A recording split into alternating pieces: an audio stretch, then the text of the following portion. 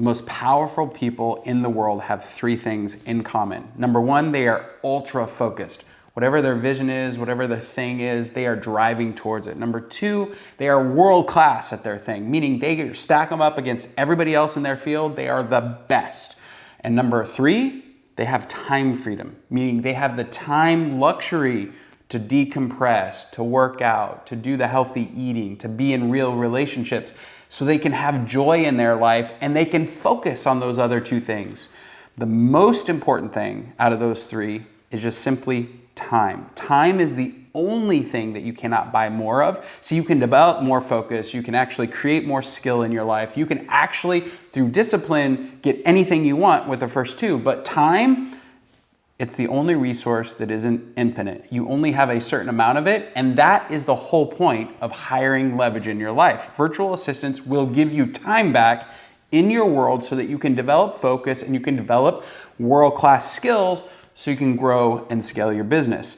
I know because I've done it. Over the last 17 years, all I've done is focus on the one thing, which is serving our clients at the highest level possible so that they can win in business, and that's what I want for you. Most businesses have revenue recognition. Most businesses have service, like the customer calls and there's a service thing. Most businesses have operations. So you have paying of the bills, insurance, project management, keeping an office straight, making sure everybody has a computer, the IT, all the HR stuff. All of those things can be put into a system and a process, meaning it's repetitive. You add another employee, you need another computer. You add another employee, you got to add them to the payroll. You need another employee, they need licenses for all of the different softwares that you use. These are systematic things that can be documented inside of a checklist or a process. Most business owners don't take the time to actually document those things and then delegate them. A virtual assistant can help you do this. In fact, I have a good friend. He's an investment advisor and he's building $1 billion business. He wants to build this huge company. And he hired his first virtual assistant. And he was telling me just the other day on a phone call that his virtual assistant used Google Forms to create a form to onboard all their new customers. So now there's a centralized database location when a new customer is coming that they can collect all the information. That one simple process means he never again in his life has to ask the customer for the information. There's a form, there's now a process, and his virtual assistant actually did that work for him.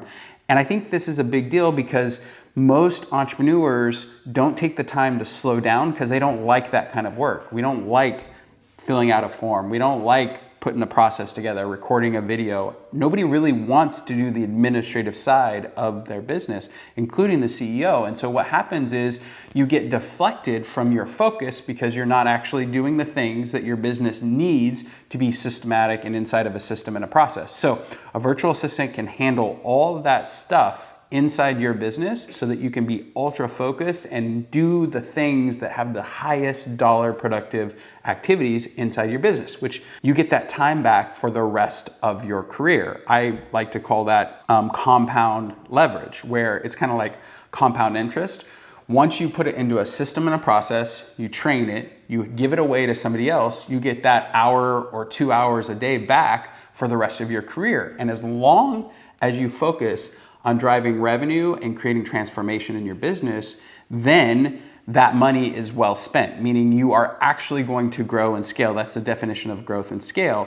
You give away the work that anybody can do so you can focus on the work that only you can do. As a CEO, one of the hardest things that you have to do is teach your organization how to sell like you do, service like you do, and run the operations in a way that is a direct reflection of where you want to go as a business owner. Meaning you have to share with them their vision, what you would like to have happen, and then get them to do all that work. In this example, my favorite explanation for that is your business has to be world-class at something, meaning you have to build skills to be world-class in order to deliver on the vision. And as a CEO, how a virtual assistant can help with that is a measurement and audit system.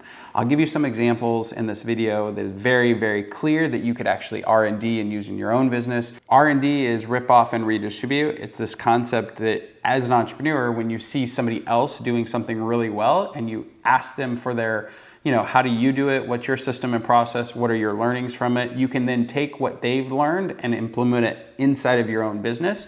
I call it R&D, rip off and redistribute inside your own business. But every time we have a sales call, each week, every single salesperson actually has their calls audited twice. Same thing with our customer service team. Their calls are audited twice. Same thing with our placements. Same thing with our talent company or the talent hunting people. Everybody who is on a call with anyone who's a customer, whether it's an existing customer, a prospective customer, or somebody that we're trying to recruit into the business, those people are talking to folks in the community and we're trying to pull them into our world. Well, the way you build world-class skills for an organization is you create an audit system where somebody else, some third party, is actually reviewing what the salesperson is doing, reviewing what your customer service people are doing, and scoring them. Number one, are they following the system and process that we have in place?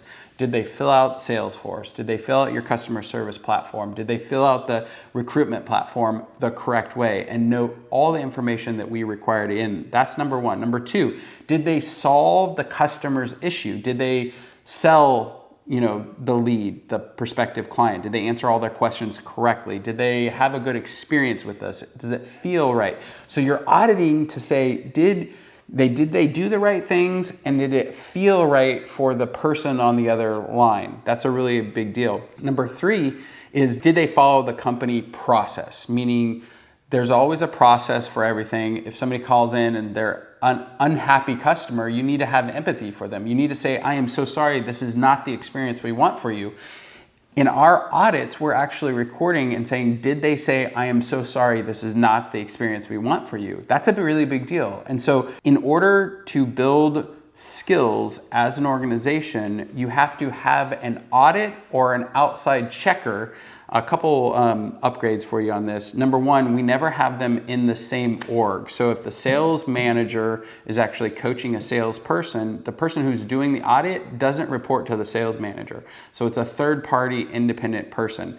And what happens is we start measuring things like, hey, how many hours on calls with our customers do you have?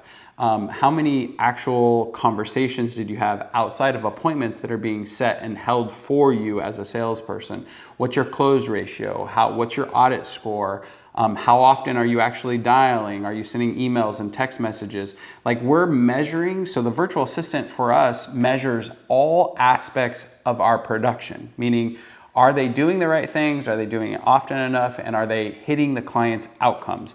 That measurement allows our team members to know how they're scoring their own performance against their goals and also against their peers, which allows them to self-reflect and actually consider whether or not they're winning in their role or not winning in their role. So our virtual assistants are not only collecting that data and doing the audits and actually scoring activity and system and process stuff, but they're actually showing up inside of the meetings to provide that feedback for our individual sales team, which is a huge deal if you're trying to build world-class skills as a CEO for your organization. The best CEOs are cultivating their time as if it's the biggest resource that they have, meaning they're protecting their calendar. They know that they're only taking meetings that are really in their 1 or 2, 3 areas of focus and actually important to the business. Like, they have multiple gatekeepers, meaning nobody can get to them unless it's really important and that it's going to transform the business. And I think this is the differentiator for great leadership and okay leadership, is this concept of understanding how valuable your time is, and it's your number one resource. You can't get more of it. Once it's gone, it's gone. And it's also the one thing that you have complete control on. You are in charge of your schedule. Nobody else is dictating to you what to do, especially as the CEO, leader, the C-level person. You have complete autonomy in this space. And most leaders don't understand that. They feel diluted, deflected. Their time isn't their biggest resource, but their biggest limitation. I didn't have time for that, or I'm not. And we all know somebody who's like, oh, I got all the time in the world. What would you like? How can I help you? Or what's going on in your world? Number one, if you're in that space of how can a virtual assistant help me, first thing you would do is just a time and task study where you go through your entire day. We call it the sticky challenge, and you figure out, hey, what am I actually doing? We just have this video. I'm going to point over here. It's called the 7 Jobs of a CEO. and it clearly articulates the only things that you should be working on as a CEO, from the lowest rung to the highest rung. These are your areas of focus. And so step one is just simply do a time and task analysis. We call it a sticky challenge. It's where you follow yourself around all day long and you say, am I doing the right things? What am I doing? How long did it take? Who was I meeting with? And what department or what areas of focus is that particular task attached to? Once you have that time and task study, you can do it for a couple weeks. Then you sit down and you say, okay, what are the things that I should give away? What are the things that I only can do? That's the question to ask. What are the things that I just did over the last 2 weeks that only I can do? Can I have somebody else do this? Nobody else can talk to you like I can about virtual assistants because I've hired 9,000 of them. I've spent 17 years of my life dedicated to helping customers like you grow and scale their business by using virtual assistants. Guess what? There isn't somebody else on this planet who's done this more. And so this is an area that is my one focus, is like helping our customers understand the value of virtual assistants, because nobody else in my company has this much experience. Only I can have this conversation with you.